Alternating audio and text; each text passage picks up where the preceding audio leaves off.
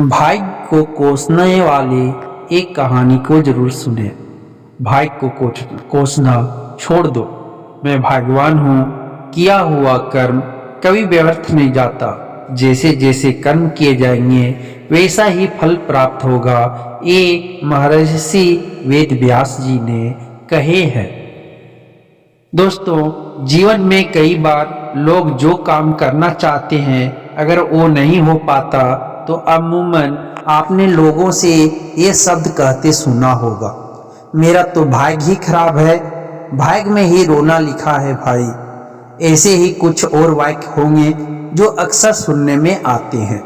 हम परिस्थितियों को कोसने और दुख मनाने में इतने तल्लीन हो जाते हैं कि उस पल मिली अच्छी आदतों और खुशियों के बारे में सोचना भी भूल जाते हैं।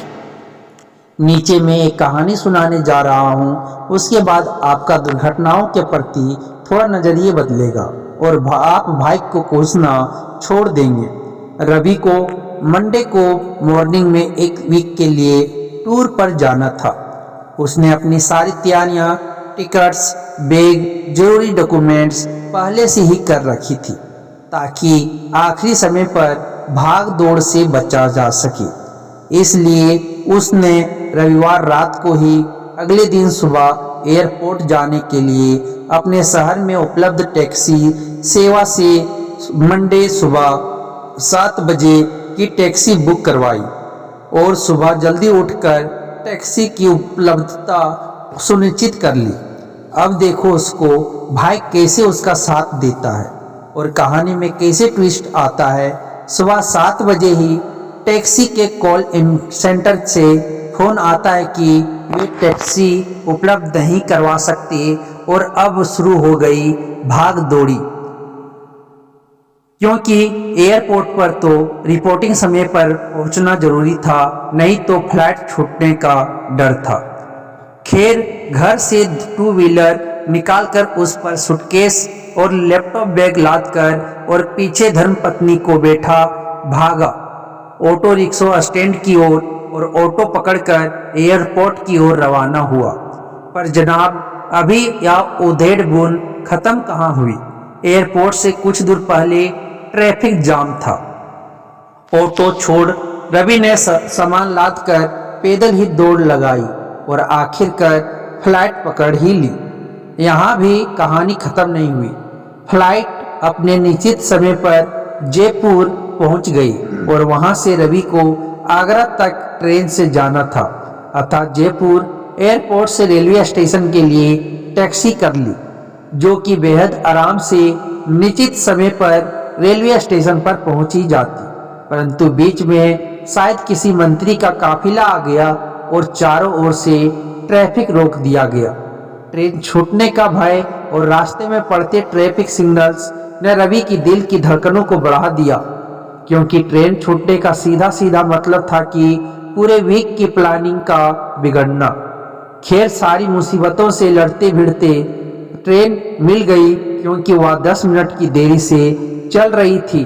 ट्रेन में सामान रखते हुए, माथे का पसीना पोंछते हुए और लंबी लंबी सी सांस खींचकर रवि ने कहा, थैंक्स गॉड आई एम लक्की। चौंक गए ना, क्योंकि रवि को तो इस समय कहना चाहिए था कि मेरा को भाग्य ही खराब है। परंतु रवि का उन घटनाओं को देखने का नजरिया सकारात्मक था, क्योंकि इतनी विषम परिस्थितियों के होते हुए भी यदि आप सफलता प्राप्त कर लेते हैं तो आपका भाग्य खराब नहीं है, आप तो बेहद भाग्यवान हैं। विपरीत परिस्थितियों से लड़ते हुए लगातार आगे बढ़ते रहने वाला खुद को भाग्यवान मानता है और थक कर बैठ जाने वाला खुद को दुर्भाग्यशाली। आपके जीवन में आई कोई भी छोटी छोटी चुनौती ईश्वर द्वारा की गई केवल परीक्षा मात्र है, जिसमें सफलता प्राप्त करने वाला कहलाता है भाग्यवान। अपने भविष्य और भाग्य के निर्माता स्वयं आप हैं। अतः नकारात्मक सोच को स्वयं से दूर रखकर हर विपरीत परिस्थिति में भी कुछ न कुछ सकारात्मक खोजें और कहें, मैं भाग्यवान हूँ। किस्मत को कोसना बंद करना है या नहीं, यह फैसला तो आपके ऊपर है। या तो आप बुरे पहलू के साथ जाकर जीवन भर अपनी किस्मत को कोस सकते हैं, या थोड़ी हिम्मत दिखाकर और विषम परिस्थिति को अनुकूल बनाकर कह सकते हैं एस आई एम लक्की। तो एक कहानी से आपको मोटिवेशनल मिला होगा कि आप अपने भाग्य को कोसोगे नहीं, बल्कि उस पे सफलता पाने के लिए अपने रास्ते को बदले हुए और अपना सक्सेस पाओगे। अगर ये वीडियो आपको अच्छा लगा हो तो अपने दोस्तों के साथ अवश्य शेयर करें और कमेंट बॉक्स में बुधाय नमा जरूर लिखें। धन्यवाद।